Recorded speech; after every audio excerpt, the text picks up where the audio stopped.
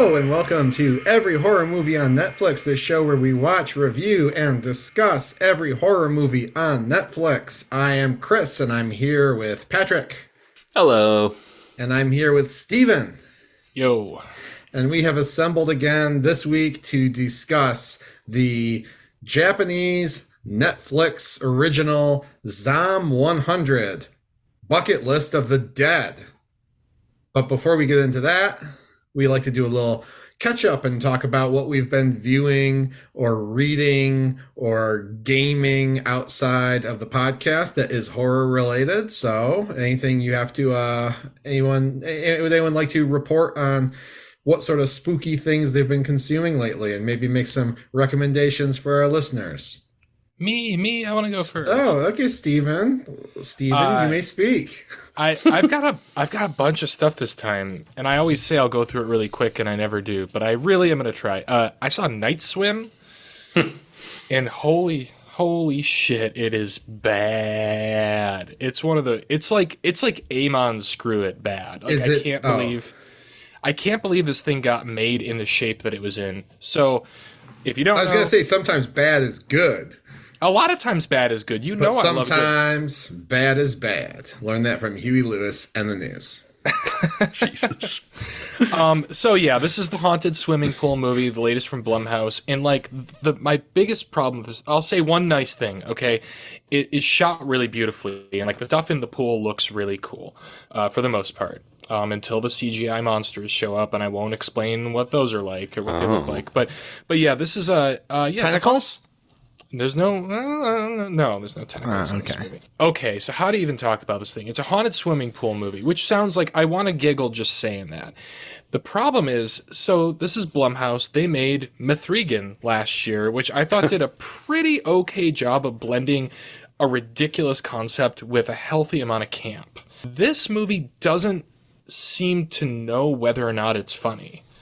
It's very hard to describe. I mean, this is a movie that has references to pools and swimming in scenes that don't even involve pools. Like, people are obsessed with this pool, sometimes in like an irrational way, as if they're being possessed, but more often than not, it's just really bad screenwriting, and they're trying to like tie everything together thematically, except pool is not really a theme. I guess it could be, if we're talking Barbie or something. I kept thinking of the way Ken talks about beach in that. This thing, like, there was a Marco Polo hide and seek chase scene at the end, near the end of it, that's supposed to be scary. There's nothing scary about playing Marco Polo, and I'm going to tell you that this movie doesn't even really attempt or achieve making it scary. That sounds great. It sounds great. Your review has made me more likely to see this movie. I would say see it, but try not to spend money on it. And I honestly think you'll be disappointed. Its biggest crime, I'm like not even coherent talking about it. My brain is all over the place. But it's kind of boring. It's dull. And I think with a punch-up, it could have been really funny, and it could have become like a new midnight cult classic, but it takes itself too seriously. And after about 45 minutes, when you start learning what's going on, it just starts rapidly falling apart. Like, I can't think of the last time I walked out of a movie with so many questions about the basic mechanics of what was going on. And when that starts happening, you start noticing plot holes and things that are unresolved. It's distracting, right? Do they is there like pool chemistry and maintenance involved in this movie? Okay, here I'll give you a little morsel from this movie, because that's a great question. Oh my god, this is so stupid. So because again, here's why I ask, because I did a video project of like a sort of a how-to on pool maintenance, and I was wrapped. I was like, this is actually really interesting. I kind of want to quit my job and make a career change and become a pool guy.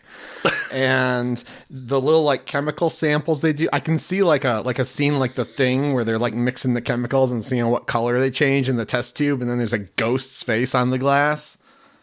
I wish this movie were that imaginative. There are actually so many like stones left unturned as far as like jokes or like concepts that you could make around a pool.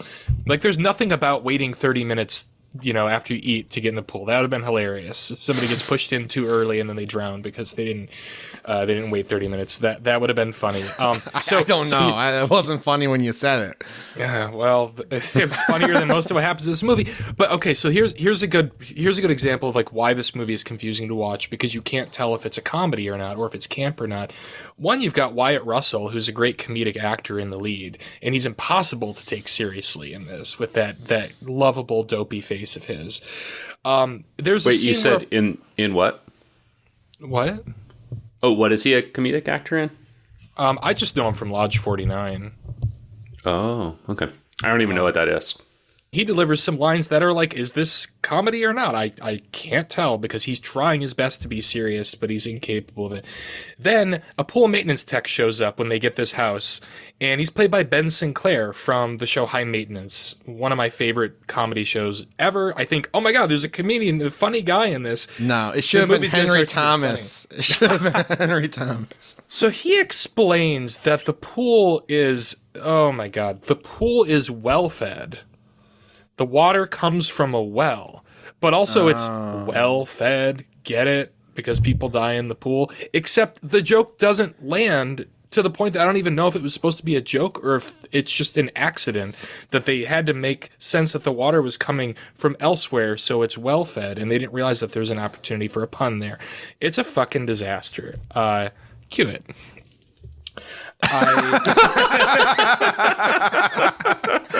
I love how you said it's a Amon screw it, and then you ended your review by saying cue it. Okay.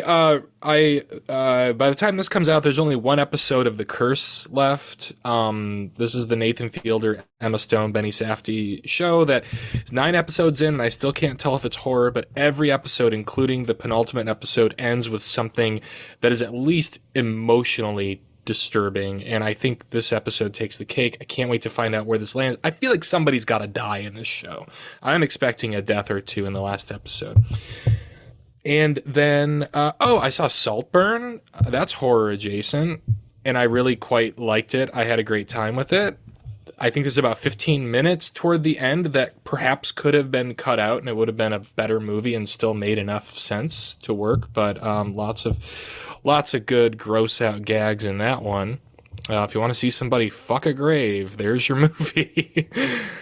And damn, save that for the spoiler room. No, I mean, all of America has seen that movie in the week since it came on America Prime, Amazon Prime. And at the beginning of the movie, I haven't seen that movie. I bet you probably couldn't guess who's fucking whose grave. It's that kind of movie. You'll never look at a drain the same way again either. And then over on the book club, this is kind of weird timing, because when this episode comes out, we will have just the day before had a discussion about Brian Evanson's short story collection Fugue State, which at this moment I still need to finish because I've been way too fucking busy. But I'll announce it here first. Our next pick is also going to be an anthology, and a pretty brand spanking new one. It's called Out There Screaming, edited by Jordan Peele, and it is an anthology of all new original Black horror stories. Patrick, I think you'll be especially excited because Ezra Clayton Daniels has a story in this. Nice. You can easily get this from your local library. I forget the publisher, but it's a big one. But also, if you have Spotify Premium, you can listen to it for free. So that's my long, incoherent ramble. Patrick, any horror in your life since we last talked? Yeah, I also took a trip to the cinema since last we spoke and saw Poor Things, which also kind of ties into our recent viewing of The Killing of a Sacred Deer, also from Yorgos Lanthimos, the same director. It was amazing. Honestly, just one of my favorite movies of last year. It's so fucking weird. It's weird even for Lanthimos. Like, it feels like nothing else of his that I've seen. It's very colorful in kind of an eerie, lurid way that's very reminiscent of like early Tim Burton, back when Tim Burton was good, or like Terry Gilliam, and just a really wonderful singular film. Very sex positive, very sex work positive, but all in a kind of grounded, still very grounded, and I want to say kind of unglamorous sort of way. It's very funny, very disturbing, just an incredibly unique, creative vision that I would recommend to just about anyone, as long as you're not a fucking prude about seeing sex, I guess, on screen. Which apparently, like, the whole generation behind us is. Like, there's all this conversation happening online. The fucking Gen Zers are afraid of sex. They think that if it... I thought you meant, like, older generation. Oh, the Zoomers are afraid of poor things. Interesting. Oh, yeah. There's this whole conversation happening online about how, like, sex shouldn't be in movies because it doesn't advance the plot, and everything that's in a movie has to advance the plot. And it's like, well, sometimes sex can reveal something about a character. Yeah. And sometimes it's just fun to look at. Yeah. Interesting. But yeah, Poor Things, definite view it with prejudice for me. My favorite of Lanthimos' films that I've seen. Also been reading along with Fugue State with Stephen in the book club. That's been a bit of a mixed bag for me. A few stories really blew me away, and others fell a bit flat. But always enjoy chatting books with you, Stephen, and the rest of the gang on Discord. And also, I've been kind of in Chris territory lately. I've been gaming like a motherfucker and have torn my way through the entirety of the first Alan Wake since last we met. Really, really enjoyed that. It just, great horror vibes, great kind of David Lynch, Twin Peaks energy.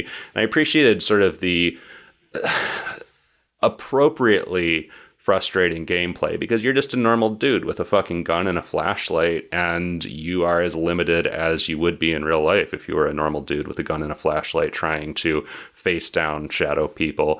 It constantly kind of forced me to rethink my strategy in the combat moments and gave me a lot of eerie, fun, Stephen King-y, David Lynch-y kind of stuff along the way. So really looking forward to moving through that little shared universe and trying out Control next, and eventually getting to Alan Wake 2, even though that's expensive as fuck right now, so I might put off that purchase for a little bit. But Alan Wake, many people have said good things about it, but I'll add my voice to the chorus. Chris, you're still midway through Alan Wake 2, I know, right? Yeah, I am. I don't have much more to say about that. But I also haven't been to the cinema lately. I also haven't read anything lately. I did rewatch Event Horizon this week, and nice. here's what I'll say about that. When I saw Event Horizon the first time, which is the only other time I've seen it, it chilled me. I think hell is scary. I think the premise of that movie is scary. And I remembered, like, whenever I thought of Event Horizon, I thought of a very specific image that made my blood run cold. This time watching the movie, it wasn't in the movie. And so I turned to Google. I couldn't find it on Google. It's a movie that subliminally conjured up an image to me and made me afraid of it. Love that. Tell us about the image. Oh, it was like a landscape of a hellish planet. You're thinking of Spawn. No, I'm not thinking of Spawn. That'd be funny though. So Event Horizon, it has its warts and it has its cheese and it has its charm, but credit to any movie that's about people having eerie visions actually giving me an eerie vision. Yeah. That wasn't actually in the film. So yeah, it's a cursed what can film. I say? Nice. Well, what the hell did we watch this week? We watched Zom 100, Bucket List of the Dead. And I meant to do some research. Bucket List, I'm sure that's the American title for it. Bucket List of the... I think the term bucket list only dates back to the movie The Bucket List. Is that correct? I had the same thought. No, I had think never it heard of it. is. Because they have to explain it in the trailer to the movie, right? Yes. No way. That has to go back further. No, I'm reading the Wikipedia for The Bucket List right now, and it says that the writer, Justin Zackham, coined the expression bucket list after he wrote his own list of things to do before I kick the bucket and shorted it to Justin's Bucket List. The first item on his list was to get a film made at a major studio. And then the bucket list was that film. Wow. Because I remember like when that movie came out, I was like, the bucket list. What does that mean? And then after that movie came out, which was 2007, by the way. Wow. So this is a recent phrase. Then you started hearing it, elsewhere in the vernacular. But I always thought that was interesting. Wild. Yeah. I mean, good for him for like creating a term that's like just entered the popular lexicon so much. I literally used it in a like staff introduction thing that I had to put together for work yesterday. Like it is a term that is understood by all, thanks to Morgan Freeman and Jack Nicholson. Jack. Both of Jack whom. Nicholson. I hope that they've got their bucket list completed. That's all I'll say about that.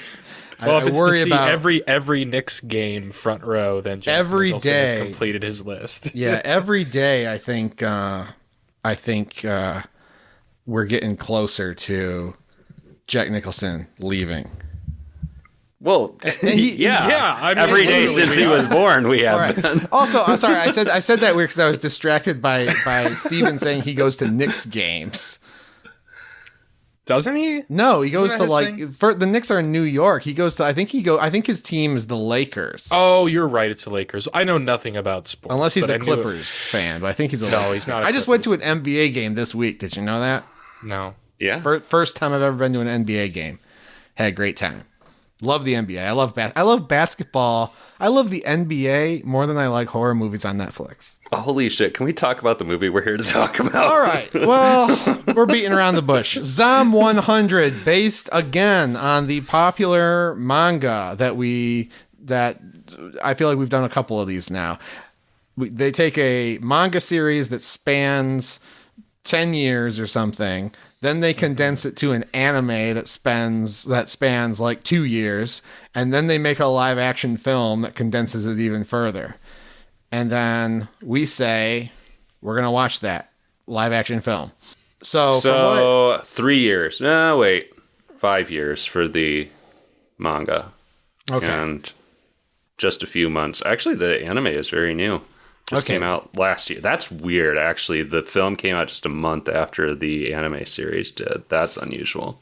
And from what I understand, this film has the same premise, of course, but then it also is it's sort of an amalgamation of what the storylines are in various other iterations of the franchise. So it involves a young Japanese man named Tendo. And he has he's got his dream job as like a low-level marketing guy at a marketing and commercial production studio. The only problem is his job is working him to death. He's pulling back-to-back all-nighters. The corporate culture is very grindy, and he is frustrated by his conditions, but he can't leave his job because it's all he knows. And then one day he wakes up to find that the zombie apocalypse has happened and he doesn't have to go to work. So he says, what am I going to do with all my free time? And so he makes a list of his zombie bucket list, things I want to do before I turn into a zombie. And he sets out to write 100 things down. He only writes, I think, maybe 14 in the course of the movie. Yeah. But high at the top of his list is reuniting with his best friend who he had an argument with shortly before the zombie outbreak, saving his life and then kind of rekindling that friendship. And then they go on a series of other minor adventures, some of them for their own fun, things that they've always wanted to do. And then some adventures of more consequence. Along the way, they meet a beautiful, young, street-savvy loner woman who accompanies them for part of that journey. And that is the setup of your movie. Did you like it? That's your movie. This movie felt a lot like just crossing off items on a list. It's very, we maybe very should literal mention, in its premise. I don't know if it was conveyed in the way I explained the plot. It's a comedy. or it's ostensibly a comedy. So it's in the horror comedy vein. This isn't a serious, scary zombie movie, although there are some moments that are, semi-spooky or semi-shocking, semi-gory. It's lighthearted fare. A zomcom, a horror zomedy. Oh, did you coin that yourself? I'm pretty sure zomcom was coined by somebody whenever Warm Bodies came out, but horror zomedy is my own creation. Okay. The next that I'm sure no one has used anywhere ever before. Yeah. No, I found this delightful. I did not really know where it was going, what the premise was, but I liked the first, sort of reveal that the basic concept here is, LOL, this is a liberating experience to be amongst the zombie apocalypse. I don't think I've seen that concept before. It's always like the grim and gritty, how are we going to survive the apocalypse? And I thought it was sort of charming, some charming low-key anti-capitalist themes, especially in Japan, which has arguably a more fucked up like work culture than we do even. I liked this basic concept of this guy basically finally getting his freedom from the collapse of society and deciding to set out and go do the shit that he's been wanting to do, including just simple things like having a cookout on the rooftop of his apartment building and, like cooking a steak and then realizing, idiot that he is, that he doesn't have like seasoning around for it and having to run to the fucking convenience store to go get seasoning. I don't know. It's a little meandering. I feel like I'm reviewing it already, but also like fundamentally it's a fairly slight film. It's a little meandery, but I found it charming and fun. Yeah, and I think I've said this before on our show about the zombie genre, but I mean, I think that the Western zombie movies are movies about people getting to do whatever they want. It's just that what we really want to do apparently is kill other people with firearms. Because I think that the zombie genre is sort of a wish fulfillment for people who want to shoot people with no consequences. And Japan doesn't quite have the same culture around guns and shooting people that we do. So it's a little charming to see that in their zombie apocalypse, there's not a gun in this entire movie. The kid's just like, oh, I get to go to the store and set off fireworks now. That's kind of, I get to set off fireworks downtown. Yeah. So use my Bluetooth speaker to distract zombies. Yeah. Yeah, that's interesting. You've expressed that take on Western zombie movies before. I don't wholly disagree. I think zombie movies here have a little more to do just with anxiety about social collapse in general. They don't generally strike me as wish fulfillment or like anybody wanting that to happen. Whereas this was interesting to me because it seemed more like, yeah, bring on the collapse of of capitalism. We'll have a better time, basically. Oh, there's a lot of people out there in America who want that, and they all got guns. They don't want the collapse of capitalism, though. Those people love capitalism. I don't know. I may be too cynical. Who's to say? I don't think your take is wrong. I think that certainly is an undercurrent, but I think to me, what I see more often in Western zombie movies is, just sort of that fear of social collapse. There's the fear, but also there is, I think I like Chris's take. I mean, think about like the zombie survival guide that came out like 20 years ago. When we were in high school. Exactly, which I remember as basically being like, oh, wouldn't it be fun to like be a douche in the apocalypse and like do all the survival stuff and shoot zombies and build a fortress and everything. Like I think for a lot of like especially teenage boys at that time, that probably did feel liberating and fun, like probably more fun than writing out a bucket list of like more emotionally fulfilling things that one might want to do. And this is just kind of just a different cultural take on the same impulse. And I'm just sick of zombie movies, guys. We've been here before. There's nothing in this that I haven't seen before in some film. There's a couple things I haven't seen before in this film. Well, that's First kind of what of I all- liked about it, was because I thought the basic premise was just something I hadn't seen before. I mean, the basic, like zombies running around, what the zombies look like, whatever. Obviously, we've seen that, but the story you build around it is different from anything I'd ever seen before. I'm kind of interested in continuing to go down the rabbit hole of our half-baked takes about the zombie genre, though. I feel like it was about 20 years ago when Steven describes that the zombie genre sort of had a comeback, right? Zack Snyder came out with his Dawn of the Dead remake, and I think that probably should take credit for kicking things off again. Okay. I don't know if that was probably before or wasn't after. too long after that. Walking Dead was like 2009, 2010, something like that. Yeah. And then there was 28 Days Later, which the cool kids liked in high school. I was apparently a cool kid, and I Yeah. still am. And Marvel Zombies came out the same time. But there was a zombie resurgence. I don't know what sparked it, but I think even in Western media, the focus has changed because I've said this before. The concept kind of bores me, but as a setting, it works for me, and I think that we're getting some better zombie adjacent stories now, even in Western media. I mean, I would even include The Last of Us in this stuff that's more about human experience and human connections and stuff, and what you do when the systems collapse around you, more so than just like, oh, let's shoot a bunch of zombies, which is kind of how it used to be. Yeah, there have been some. I mean, out of every 20 pieces of zombie media that come out, there's one that's really surprising. I think of One Cut of the Dead as a revelation. It's a movie that had been recommended to me by so many people, and I was so reluctant to watch it just because of the subject matter, because of the fact that it was a zombie movie. I didn't think it would be possible for it to be as fresh and exciting and rewarding as it was. Mm-hmm. But otherwise, we see a lot of stuff that's just kind of repeating the old tropes, which this also does quite a bit of. I mean, even if the basic concept of joyful liberation coming from a zombie apocalypse is somewhat novel, it follows a lot of the same beats as every other fucking zombie movie that's ever existed.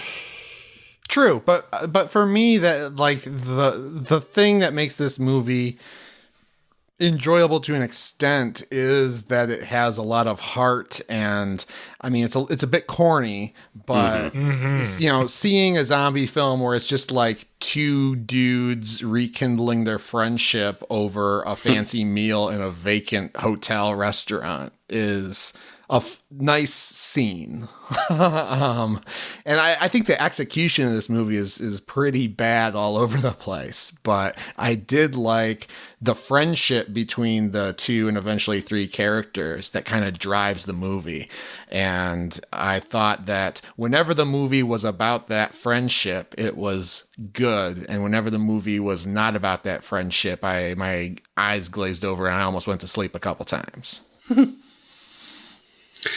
Yeah, I enjoyed the characters. They all felt like, fairly real people that I got invested in, and invested in the, certainly corny, sometimes cheesy moments along the way. That's all fun. It felt, tonally consistent in that way. I enjoyed the goofy, over the top, kind of long, sort of sappy reaction shots that you'd get. That was all fun.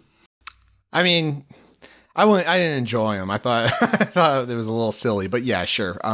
The comedy did not work for me, really, and kind of a frustrating way, where it seemed like it was trying really hard to be funny, and it was even setting up good jokes, but then just something would happen in how it cashed in on the setup, where I was like, this is just kind of obnoxious and not funny, or they just totally butchered that one. or the score is just off slightly enough that it doesn't match the comedic tone that would seem appropriate for this scene. I'm kind of with you. There's a dissonance to a lot of the attempts at humor in this, not unlike Night Swim, actually. Guys, do you think we'll ever get zombies in our lifetime? Nah. No? Nah. I mean, not like the George Romero zombies, no. Fast zombies? We're gonna get some Zack Snyder. We're Dawn of the Dead fast zombies or slow zombies? Dawn. I still haven't seen that. They were slow. Well, no, I think They were in the slow mo. remake- I'm sure. in the remake, I think they might be fast. Yeah. No, I don't know. There's got to be someone working on that, right? On making zombies in real On life. making a zombie the serum. biological warfare of. Yeah. I don't know, man. We're I way feel more like likely to see some aliens, I think. Yeah. we're gonna see some aliens before we die. That's a fact. Oh, we better. That's what keeps me alive. That's what gets me up every morning is just my faith in aliens. No, I think I don't know. Again, my brain is kind of dead today, but I don't know how it's different from any other episode. But like, I feel like there's something about you're patient zero. You've been exposed I think to I the might serum. be. You work for one of the largest research universities in the country. Fuck. I do. So you can't just come on here and be like, "Oh, my brain's feeling foggy today." I know, I should be a little more Get the fuck careful away about from me.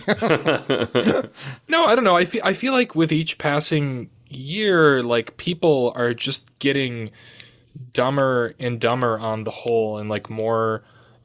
I feel like humanity is starting to mirror the zombies of like the 60s and 70s films more and more with each year. I mean, they're not covered in blood, but like, I don't know. Just think about how people behaved during the pandemic. There's a life-threatening illness going around, and motherfuckers are like adult humans are making a show of not wearing a mask in public and how it's ridiculous to ask someone to do that. I don't know. We might not be turning into flesh-eating zombies, but a lot of us don't really seem to care if others die because of their laziness. So what you're trying to say is, we are the Walking Dead. Yeah, I guess. Iconic, I don't know. Iconic moment for my Walking Dead. Actually, I don't know if that was in the show, but for my Walking Dead comic fans out there. Does somebody literally say the title? Oh yeah, it's a whole fucking splash page, like probably 6 volumes into the comic. I fucking That's ate what that that shit up when means? I read it. I don't know if that was the original intention, but it's certainly a huge like story beat that a character comes to that conclusion. Wow. Profound. So whenever I see The Walking Dead, it's about us, like we're dead men walking. That's at least one way to interpret it. Well, I mean, it's I had never thought about it. I always took for granted that it means they're dead people, but they're walking. But it's saying the survivors are walking. Yeah, dead. like Jack Nicholson, you will die someday, Chris. You are the Walking Dead. Yeah. Well, I sorry, I was so distracted by that basketball comment because he's like 86 is all I'm saying, and I just know one day I'm going to wake up to an Apple News notification, and it's gonna be Yes, you upsetting. will. You absolutely will. And if I mean, unless you continue to- die before him, Yeah, which if you would be continue odd. to live, there But will it's- be a day that you wake up and Jack Nicholson is no longer with us. It's gonna be a Away. surreal day. It's gonna be a surreal day. But it's like you think about that. You look these people up, and like some of these people are just kind of like cryogenically frozen. Like Jack Nicholson retired from acting, years ago. So a lot of these people are sort of frozen in our memory. But Jack Nicholson was playing old guys in the 90s. Yeah. Oh, yeah. I mean, there's like a whole class of actor that I feel that way about. I mean, like fucking Ed Harris has been old for so goddamn long, Like Ian McKellen has been old for, as long as I've been alive. There's a lot of dudes like that at this point. Warren we saw Beatty, I we feel saw like, a is recent photo of Lance Henriksen. Oh, my God. If Talk you about took a- cryogenically frozen. If you took a picture of Lance Henriksen 1,000 years from now, he'd probably look the same as in this photo we saw from a couple of weeks ago. But he's another guy who's like he's been old since the 80s. So yeah, God bless these people passing through. I guess I don't know what to say. God bless these old white men. Yeah. Well, anyways, one cut of the... Well, I Zom almost just 100. called it One Cut of the Dead. Holy shit. I haven't seen One Don't Cut of you- the Dead yet. Oh, it's a delight. I'm a bad It's horror really fan. fun. I recommend it. Yeah, I I've saw heard it nothing like but good things. I saw it like 2 or 3 times within the first, I don't know, a couple months that I saw it for the first time. I think I watched it, and then we watched it with the group. Yeah. The Spook group, like right afterward. And then Yeah. we must have watched it again soon after that. And I think it's that good. Well, I watched it by myself, I think, and then I showed it to Allison with Y on our own, and then watched it with the group all in like very quick succession. Something I thought was cute about Zom 100, and maybe this is in other movies, but I noticed it, was there seemed to be a lot of zombies that were like wearing work uniforms and like they you could tell what their occupation was, and sometimes they were still in the same place when they got infected, hanging out. And you go to the Love Hotel, and it's all these people walking around like in their underwear, half naked. Yeah, there's that, but there's also just like in the crowds, because like, I mean, obviously when you have sets like, oh, we're going to the zombie brothel, you're going to see zombie naked people. But when you are just in the city center and you see like a guy who's like a Uber Eats delivery man, that was an interesting little detail. Yeah. Well, I mean, that's kind of one of the like biggest themes of the movie, right? Is that like if zombies were real, they wouldn't be all that different from like people who are like slaves to their employer. Yeah. And I mean, which is not terribly cool profound, but that is reflected. it's a cute detail. Yeah. Yeah. And it's just like, cause we see zombie hordes, and like, we saw Army of the Dead, a movie that I liked, and it has, hordes of thousands of zombies, and they're all just wearing like gray shirts, and then they're all just like copy and paste. They had 20 zombies on set, and they made it look like a crowd of 1,000 in the computer. This actually has a whole bunch of distinct zombies with some personality to them.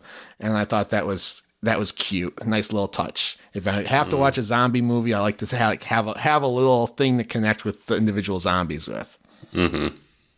Yeah, that was fun. Also, this woman, the third friend who shows up, has the biggest eyes I've ever seen in a film. Wait, bigger than Alita Battle Angel produced? Well, it was Alita adjacent. That's why I noticed it. And I was like, for a second, I'm like, are these CGI eyes? No, they're not. And I'm a little baffled by that. So, wow, I did not notice. I didn't clock that either. Yeah, I don't know. Or maybe it was just an optical illusion, but I found myself staring at her eyes and her face a lot. Maybe you just thought she was pretty. I thought she was pretty. I'm not ashamed to admit it. I'm not ashamed to admit that one of the biggest superstars in the world or something, model, singer, actress. Yeah, she's pretty. Is she a big deal? I didn't really look up the actors. In this. She was in one of those pop groups in Japan that has a rotating door of women in it. Mm-hmm. Interesting. And then she rotated out to go on to the next league. The next league. Actress. Yeah. Huh. Also, speaking of money, speaking of success, this might be the most expensive movie we've watched for this podcast. Really? I don't know. What else? I mean, it's obviously a huge budget movie, right? I wouldn't necessarily say so. No? I wouldn't say huge, but no. Let's see. I don't know. I don't know if I'm good at that in general, but I mean, the production values of this movie are through the roof. It's like a blockbuster movie. Yeah. There's some rough edges where you can tell it's not like a, actual big like Marvel movie or something, but there's a lot of production value, lots of extras, lots of sets, lots of action, especially in the end of the movie. It felt bigger than I expected for this kind of movie. Even for like a Netflix original, because sometimes those wind up looking like fake movies, or what one of my podcasts I listen to calls them secret movies, which is like the kind of stuff that Bruce Willis was in before he became too ill to work. But it didn't look like massive to me. I don't know. Well, it's also 2 hours and 8 minutes, so one of the longer movies we've watched for the show. Yeah, it's too long for sure. My review is Zom 100 minutes too long. Well, damn, I don't know. Well, go ahead. Yeah, I mean, it's very episodic. It feels very like sort of vignette-y, particularly in the middle. There's a big kind of plotty third act, and it feels like they didn't necessarily know quite what to do between the setup and the big third act. And it just it's a bit of a hang for a while, which I enjoyed, but also can, you could have cut a chunk of that hang and made this a breezier movie and probably not lost anything of too great significance. This is like your response to The Way of Water, because I like the hang. I would have cut the end. Interesting. Which we'll talk about. The end is, actually, I think I'm with you, Chris. I didn't like either that much, but if I could take one or the other, I would definitely cut the last act of this movie. I found by that point, I'm like, okay, well, I think I know exactly where this is going. And sure enough, it followed pretty much beat to beat what I expected. And it just felt tedious. And of course, by that point, I was like, after kind of the language's the wrong word, but the meandering pace of everything that led up to it, I'm like, oh, come on. You have not earned kind of resetting the thrust of this movie this late in the game for me.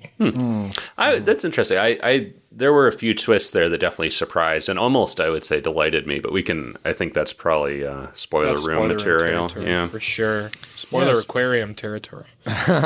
Speaking of which, I don't know. Do we have anything else to say before we review it and go down to that spoiler room? I guess I don't know. I don't think so. It's fundamentally fairly slight. I think we've hit the main beats before we go to the aquarium. All right. Well, would you like to give us your review, Patrick? Would you view it, cue it, or screw it? Yeah, I'll give it a view it. I had a good time with it. Again, it probably could have been tightened up a bit, but it's enjoyable, sunny, fun take on a pretty tired genre. I had, and it may have even been helped by this, but I certainly had low expectations going in, or just very flatline expectations. So maybe that helped it, but I had a good time with it. It's an inoffensive film, and it's a good time, even if it's a bit too long. Steven. Love an inoffensive film.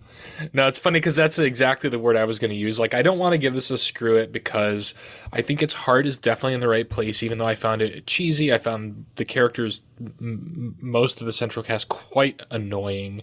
These manic pixie dream people that you often get in manga adaptations, very exaggerated expressions. And I don't know, that stuff just isn't for me. But I thought, honestly, when this movie started, I thought it was going to be a little more like YA. I don't know what this was rated, but I thought, oh, this is probably for a 11 or 12-year-old, who can handle a little bit of gore. This might be a good time, might show them something they haven't seen before. They might get hit in the feels with the romance and everything. But then there's hand jobs in the love hotel in this, and it does get quite graphic. And I don't know who this movie was made for, so I'll give it a cue it. It didn't offend me. If anything that we've said sounds intriguing to you, go for it. But if you read the premise and see the poster and watch the first 20 minutes of this movie and think that you could show this to your kid, I would advise you against it. Just a little public service. Oh yeah, not a kiddie film. Yeah, was there a hand job? I missed the hand job, I guess. Oh yeah, with the flight attendants. Which also, if you can only think of 14 things to write on your bucket list, wine and dine a flight attendant is high on the list, and I want to understand the psychology behind that. Well, he's an incel. Yo, that would be on my bucket list. If you give me, I would probably put that on a list of at least 200. There's just a mystique to that, I think. But yeah, but wine and dine. I don't know, but there is also something that's kind of sweetly innocent about that too. I don't know why I'm hung up on that detail, but yes, that is where we get the hand job, the double hand job in this movie. Chris, would you view Q or screw Zom 100? I'm with you. I'm gonna give it a cue it, I guess. And a defeated cue it.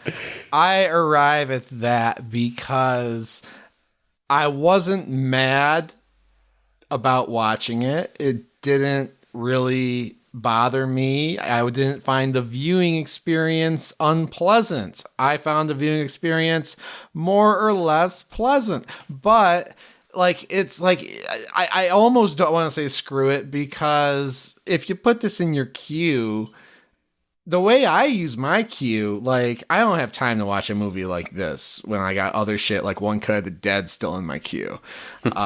So I would say for most people, you can put it in your queue, but I don't expect you to watch it. But I don't want to say screw it to this movie because, like you said, I think that its heart's in the right place. It had enough cute moments and some things I hadn't seen before that I'm like, oh, all right. So while I more or less liked it, it's not a movie I'm ever going to watch again. And it's probably not a movie I'm ever going to think about again, except for I'm going to remember the monster at the end. And I'm going to remember how big that girl's eyes were.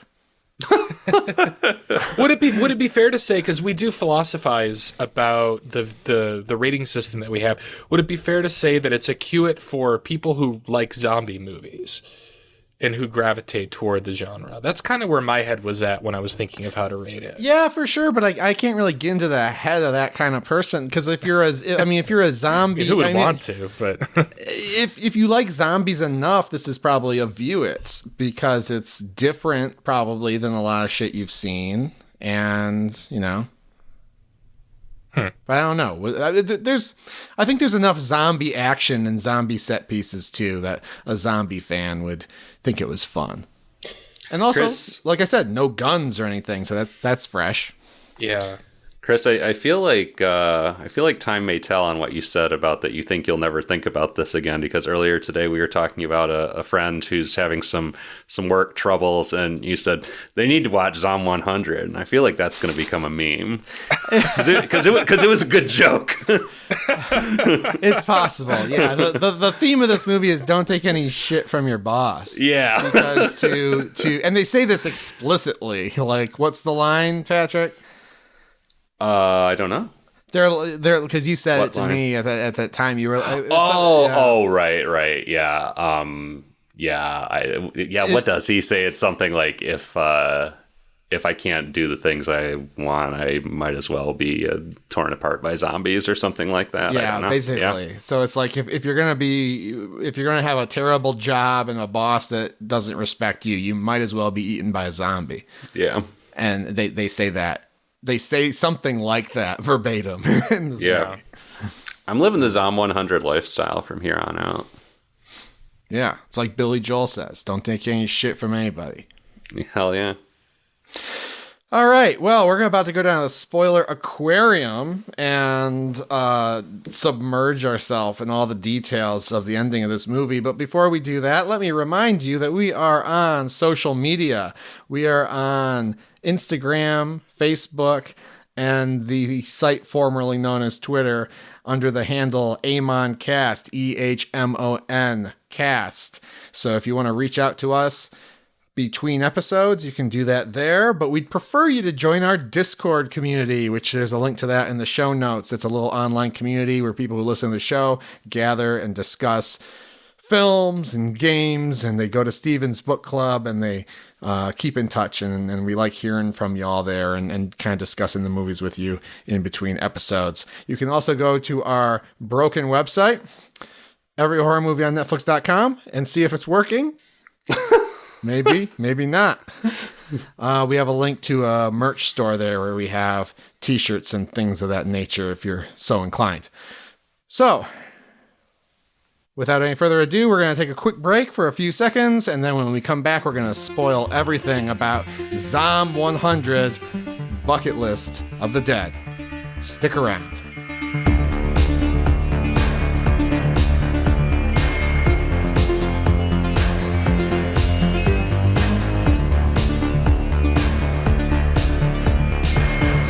So Matthew Stafford left us after, 5 years or so on Detroit when we were a middling team, and he went to L.A. and won a Super Bowl his first year as their quarterback, and now it's a couple years later, and he's coming back to Detroit to try to stop us from making it farther in the playoffs.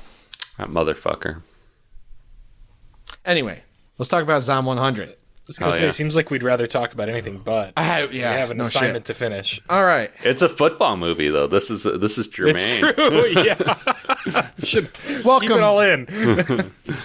Welcome back. We're down here in the spoiler aquarium to talk about everything related to Zom 100. And yes, Pat, like Patrick just said, it's a football movie. So we're going to talk about football. We're going to talk about Lions. We're going to talk about the Rams. I want to talk about Packers and Cowboys too.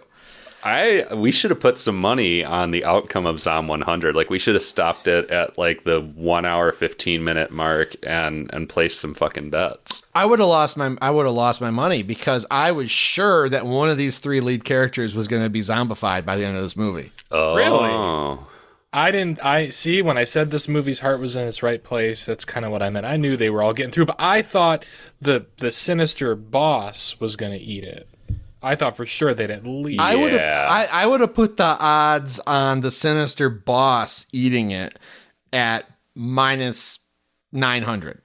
Oh. I would have put the odds on all three of the main characters surviving. I would put those odds at plus 600. Well, there was a moment where they try to make us think very lazily and very briefly that the best friend died. And if you... but that was... he got ragdolled, but it was so clear he didn't die.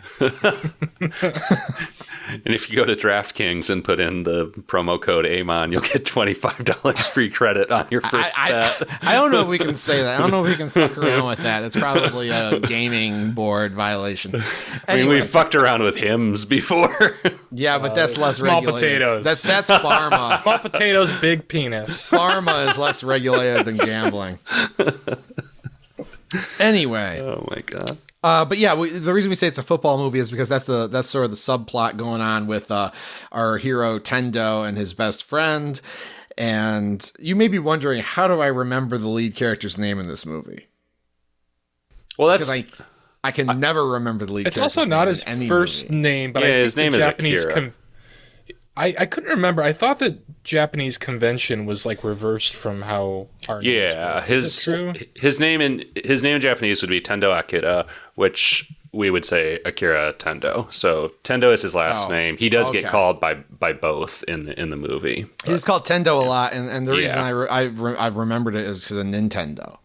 Oh, yeah, me too. Because but I remembered Akira because of Akira. So right. Okay, well, he and his best friend used to, I think they might have even gone to college in the United States of America. I'm not sure, but they definitely played football, American football, not soccer, together in the United States, or they played on a team in college, and they almost made it to the championship. And Tendo's best friend just he delayed on throwing that ball and got sacked, and that was the end of the prospects of he fumbled. He fumbled, and then they ran it in, I think. Yeah. Wonder what the odds on that were. It was like that Michigan State game a few years ago. Yeah. Put that in the show notes. Anyway, people who need to know will still remember that one. Anyway. See, people didn't know we were jocks. That's the real spoiler. People didn't know that we go to Buffalo Wild Wings every Sunday and Saturday and watch all the games. I mean, for our listeners, though, I would say 90% of the chat on our break that we took for ourselves was these two talking about betting on sports. So you guys are jocks. I disagree. Anyway. I contain multitudes. I'm a well-rounded individual. Like Bob Dylan. Yes. Anyway. You're like Anne Frank. You're like Indiana Jones. Is that a line from that song? Yes. Oh, shit. Jesus. Wow. That's right. They can't all be winners. No. If Roger Waters said that, they'd have his ass. No, but back to football, though. I thought it was interesting that was such a big thing in this movie, because I didn't really think Japan was into American football. And it's something I kind of want to take a quick Google on, which I didn't do before the episode. But that was just interesting to me that played such a big role in this movie, because I didn't really think they gave a shit about that sport. Well, I'm disappointed in you, Patrick, because as our Japanese correspondent, I thought you might have some more insight into some of the cultural specificities of this movie that I found fascinating. One, the obsession with football, American football specifically. Akira is wearing Packers shirt for much of the film. He's also he apparently went to Yale, or at least fetishizes Yale.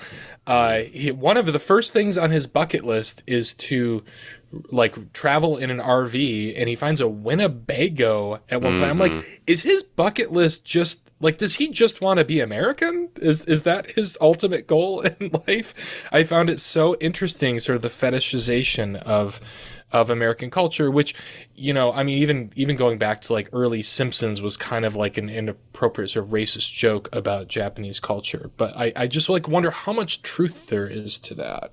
I think there's a common perception over here that there's like a very healthy interchange between the two cultures, but I think certainly at this point we've absorbed so much more from them, and I don't know if I want to say fetishize, but certainly just like consume their culture way more than they do ours at this point. I mean, I think, you know, we certainly exerted way more influence decades ago, like immediately post World War II. But it was interesting to me, especially when I was over there, because I sort of expected to see more of our stuff over there mixed in with theirs. But I just, yeah, not as much as I think most Americans might think. But again, that's also just my perception from being there for, you know, 9 days or whatever. So I may be off, but my perception is not as much as we would think, and not as much as Akira seems to fetishize American culture in this movie. But then again, I don't know, that's an interesting thing too, because like normally you would expect a Netflix original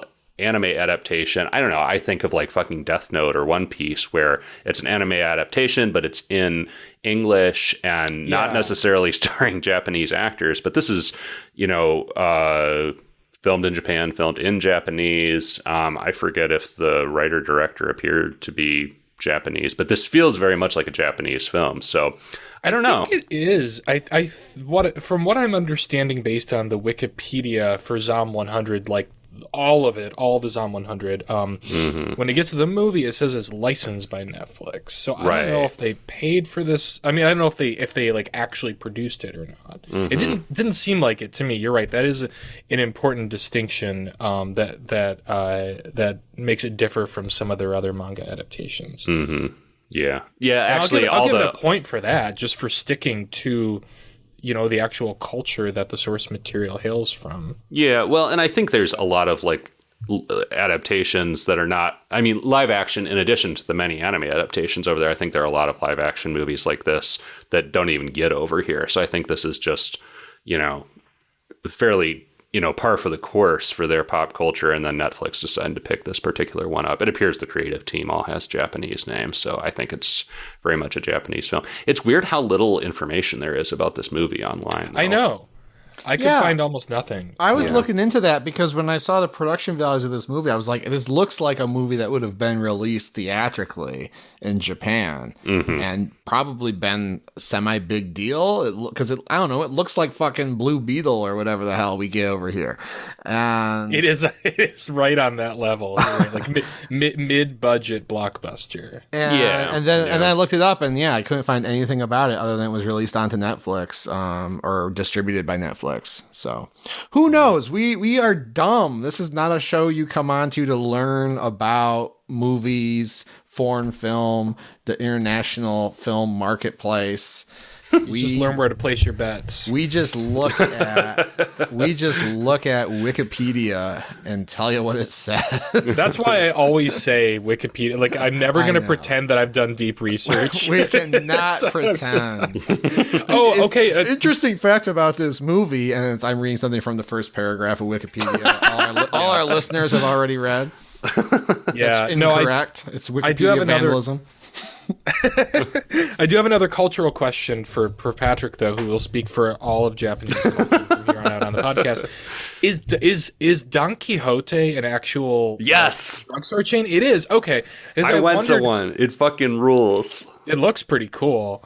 Yeah, I was wondering if that was just an illusion. an Yes, illusion. I was like, are they trying to say he's like Don Quixote? He's tilting windmills. He thinks he can save the world, but he's crazy. Or maybe this is all like a vision in his head. He blacked out at work because he's worked like 7 days in a row or something, and we're going to get a Jacob's Ladder rug pull. No, it's real. 100% real. It's a chain. They're known for just being huge and having fucking everything. And then the one I went into was like 4 stories or something, and just all kinds of random shit in there. I got some tasty Kit Kats while I was there, but there was a whole lot of other shit that I never would have dreamed of being in there. So yeah, very much a real thing. Well, back to spoilers. Actually, can I add one more note from my time? Because this I thought about when he goes to rescue Kencho, I think is his buddy, right? Is that his name? Don't Sounds remember right. anyone else's name. Yeah, he goes to rescue his buddy from the Love Hotel that we mentioned before, and he goes to this area that actually was pretty near one of the places I stayed, which is called Kabukicho, which is like kind of honestly known as like the one seedy, like kind of dangerous place in Tokyo, because it's generally known to be a pretty safe city. But it was interesting to see him go there because the seedy vibe is very real. And again, even just the costuming, everybody was dressed up like they were out for like a kind of risque night out, and it was all very on point. So that was a detail I enjoyed. But anyways, yes, spoilers. Well, I want to get back to spoilers because Steven mentioned something that comes up later on. But they go to basically they decide they're going to go to this aquarium. Now, they have different motivations for going to this aquarium. Tendo or Akira and his friend are going because Tendo, and I call it Tendo because through the last quarter of this movie, people yell Tendo ahead of him. They do. I got yeah, confused. I was like, wait, I thought I knew his name. But yeah. Yeah. But he has decided that he wants to be a superhero. That's on his bucket list. Yeah. He wants to be a superhero and Who saves save the world. Everybody. Yeah, he wants to be a superhero who saves the world. So I'm like, oh, I'm interested in seeing where this goes. He's decided that a way to do that is to drive across Japan to the aquarium that's on the coast where they get a have, shark suit. Yeah, they have a suit that is resistant to shark bites. And so he can wear this suit and then the zombies won't be able to infect him. He can fight all the zombies with an advantage. So along the way, they pick up this young woman who's, they actually call her Mila Jovovich in this movie. Yes, Oh, yeah. It's funny. I only wrote one note during this movie. The most beautiful woman in the world, according to you, Chris, right? Yeah, and the second most beautiful woman in the world is the one who plays this character. So the most beautiful woman in the world who is also proficient at killing zombies and goes along for the ride. And she wants to get to the aquarium because she's heard it's like a safe place to go. So as they go to the aquarium, there's a trap. Their tire gets blown out. And then we think that maybe it's all been a dream because Tendo wakes up in his office seemingly from the beginning of the movie, and his project manager from the beginning of the movie is yelling at him, and we think it was all just a dream. That's what Steven was saying about Don Quixote and wondering if this is all a fantasy. Turns out, no. Turns out the project manager, psychopath that he is, has just created a compound at this aquarium where he has recreated his capitalist empire from before, only now he's at the top of it, and he's running the place as a work camp. For what purpose, it's very unclear, except that everyone has to work because that's the rule. And well, yeah, I mean, it's just kind of they're trying to maintain a civilization, except it all serves him. Like everybody else has to eat shit, and he eats like a fucking gourmet meal. Like he's just recreating. Pat. It's what? Well, it's like Project Pat says: buying you Taco Bell, but a pimp eats steak, cornbread, collard greens, chitterlings on his plate. Oh my god. It's just like that. It's just like uncanny. that. It's just like that. So yeah, so they all end up in servitude. And, You broke Patrick. What? And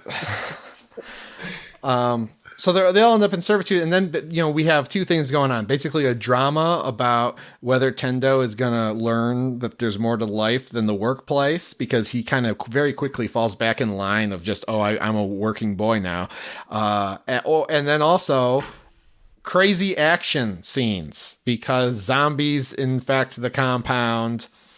A great white shark becomes infected with the zombie virus. And that all has to be managed. And who better to manage it than our hero who has decided he's going to save everybody? And happens to be in the place where his shark suit that he wanted, is. Now he buys back into fucking whatever the supervisor's name is, his whole bullshit, because the supervisor's like, I can protect you. This is the only place that you're going to be safe. And he wants to keep his friends safe too. So he's like, we gotta earn our keep. I'll take the bullet for us. Yeah. Right? Yeah. Mm-hmm. And he tells them that thing employer say where he's like, I can see you going places in this organization. I liked that whole twist. I didn't necessarily expect that character to come back. I thought that was just the setup, but I liked that he kind of came back and was the megalomaniacal villain in the end game of all this. And I also thought it was pretty clever that he had just gone back to his, manipulative, authoritarian ways in a completely different setting. Mm-hmm.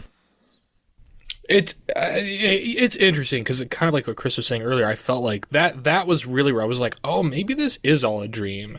It seems so odd that like that dude in like 7 days after the zombie apocalypse, that dude has managed to like build his own little empire in this aquarium with all of his former underlings. It just seemed kind of surreal, kind of Gilliam-esque to me in a way. Yeah, but unexpected for sure. So I'll give it points for that. Yeah, I mean, this movie is heightened reality all around. There's a fucking zombie shark moments after that who like, and I don't know if this is explained in the dialogue, but it grows human legs. I don't know why the fuck it did that. That was like my favorite part of the movie because the shark is it was mine too. Yeah. Just swimming around in the tank and it eats a number of people inside the tank, including a couple scuba divers. And then it comes out of the tank and everyone's like, oh God, it's a zombie shark. And they're like, oh wait, it's shark out of water. It's not, what the fuck is it going to do? And then all the people it ate who are zombies push their legs through the bottom of the shark, including the divers still wearing their fins. And the shark is able to walk around like a centipede using like 12 different legs from all its victims. Well, and it was a particular delight for me because as y'all longtime listeners know, when we first started doing the whole A to Z Netflix movies thing, I was very excited about the completely impossible final stop on our journey, which was to watch Zombies. That was the last movie alphabetically in the Netflix catalog at that time. We never got to it. I don't think it's on Netflix anymore, but I felt like I got a little taste of some Zombies with this crazy ass zombie shark. Oh, a little bit of Avalanche Sharks energy too. Yeah, just as far as kind of going off the rails with the shark thing, which I'm so sick of. Like when I said earlier in the show that there's nothing in this that I haven't seen before. Okay, I've not seen exactly this before, but there is a movie called Zombie Shark. Like, of course, that's gonna happen, and I don't know. And it looked bad, but the legs give it a little extra oomph. I guess I can let it slide for that. That was kind of a nice touch. Well, you don't have to let it slide. It can walk. Oh, wow. The legs were such a deranged touch. And I mean, I haven't read the manga, but there was so much in this that was just like, oh, this is straight manga shit right here. Yeah. Like, that's just the crazy shit they'd come up with. And it just felt direct, like, it had the feeling of being just directly adapted from the manga in that moment. Mm-hmm. I was speaking with a friend of mine today who, I'm not sure if he read the manga, but he certainly at least saw the anime or parts of it. And it sounds like this movie hits a lot of the same beats as the manga and the anime. Pretty much everything I referred to when I was telling him about this movie was something that had come up. Some stuff is combined, like I think the aquarium and the guy running their van off the road and reestablishing his empire are like two different scenarios in the anime, but it's the one in this movie. But I mean, for the most part, all that works, and I liked the moral dilemma that our hero finds himself in at the end, where he's back in the workplace. I mean, that's good shit. And the zombie shark's good, and some action. You know, you have to see this this capitalist empire crumble. You have to see it all come down, but then it goes on 30 minutes longer than you need it to, and it starts to just become like a superhero action movie, which is not what I need at this point, because I'm invested enough in the characters and the sappy drama around these guys. I don't need to see the guy literally put on a superhero suit and punch sharks. I thought it was a lot of that. I thought it was fun. It did feel like maybe a bridge too far, but I don't know. I thought it was fun. It didn't feel like it went on that long to me. I was a little worried that we were getting in for like a really extended shark fight sequence, and it was, to me, not too long. If I'm honest, during the last 25 minutes of this movie, I started scrubbing to make it go faster. I'm like, this is just like, I just had a sense of where it was going. I mean, I know everything that happened. You can quiz me on it, but like, it just felt like this is too. There are like 20 minutes left in this movie, and I'm pretty sure I know how it's going to end, and it just felt like tedious to me. I was ready to cry. I thought it was going to end Really? with one of them becoming a zombie, or maybe them all deciding they wanted to all be zombies together rather than do anything else. They are kind of a throuple, so that would make sense if they all kind of took it at once. So I don't know, but the ending did surprise me in that regard. That was a little more optimistic than I had bargained for, especially because, like, you know, he saves all the horrible people and everything. And I didn't fast forward, but I did like close my eyes a little bit and then wake up and, you know, we're a little bit farther along. Oh my god, you guys! That's the analog way to do it. Yeah, the analog way to scrub. I paused it when I was falling asleep, and I took a nice nap and then finished it. No. I was compelled by like sort of the politics of this situation at the end. And again, you know, whatever. This is not fucking Tar or whatever. But I wish it were. Of all the movies to compare it to. But it was compelling to me that, like, you know, this guy feels liberated solely by the fact that society has fallen apart, and then at the first sign of some degree of social order, it's like, oh shit, I better get in line again, you know. And I feel like that's so true, and I liked that the way we all fall in line with the systems we live under, and I liked that it wound up with him duly rejecting that system and saying, no, fuck this, fuck your dumb mini little dictatorship that you've created. I'm still gonna go cross items off my bucket list. Yep. And that's your movie. They all ride off in the sunset in the Winnebago to do more things on their bucket list. Mm-hmm. What's the thing that Tendo adds to his bucket list that's a big reveal? He was going to become a doctor and save lots of lives. No, that's Milla Jovovich. Yeah. Yeah, what is his? It's related to the superhero thing, why don't you scrub to that? Scrub to that, Steven. Why don't you go fuck yourself? Yeah, it's something related to the superhero. It's I don't know. It's like he crosses off, I want to be a superhero and save everybody, and then he like writes down like, I want to be a superhero as a full-time job or something. Oh, I think it is literally that. Yeah. I want being a superhero to be my full-time job. It is the gist of it. And it's kind of sad because it's like, why don't you scrub to it, Chris? Hold on. I gotta pick the next movie. I'm finding it right now. Close your eyes for a second. Yeah, okay, yeah, that was literally it. Make being a superhero my new job. Make being a superhero my new job, which is kind of sad because like this movie veers into trying to be like a franchise superhero movie in the last 15 minutes. And it feels like sort of this movie's a lot more special to me than a superhero movie. But it seems like if they make a second one, they're just going to try to make it be a superhero movie. Or maybe it's the filmmaker being like, look, I made my little mid-budget Netflix action movie. Let me make Iron Man 4 now. Well, I wonder how much that's a literal translation. You know, I mean, superhero might be more them trying to put it in terms that we can recognize. And superhero is a term that at this point carries a lot of baggage over here. That's a good point. Deserved That's or not. That's a smart take. And I'm not saying that's true. I actually have no idea like how much they would use the term superhero the way we do, but I just wonder, with a lot of stuff in here, anything there's something that seems a little clunky or awkward, I wonder if it's a translation issue. Mm-hmm. Chris, what are we watching next time? Well, guys, there's a lot of very enticing titles on Netflix right now, titles that just make me say what, and that I want to pick as a meme. But we are gonna watch Look Away. Look Away. I love a title that is an instruction. I know. I like to be told what to do. I'm very subservient in that way. I know. I love it too. This is about alienated at home and in high school, a teenage girl finds an unlikely confidant in the mirror and decides to switch places with her sinister reflection. Yes, we've seen it before. Sure, we've seen that. But have you seen it with Jason? I don't know what Isaacs. this movie's going to add. Wait, what? Oh, probably as a dad. Oh, okay. Or maybe that's he's exciting. the sinister reflection. Oh, okay. I've been weirdly obsessed with him for the last week or so. He's and apparently great. He's going to be on the new season of White Lotus. Oh, that's rumor. right. Yeah. So cool.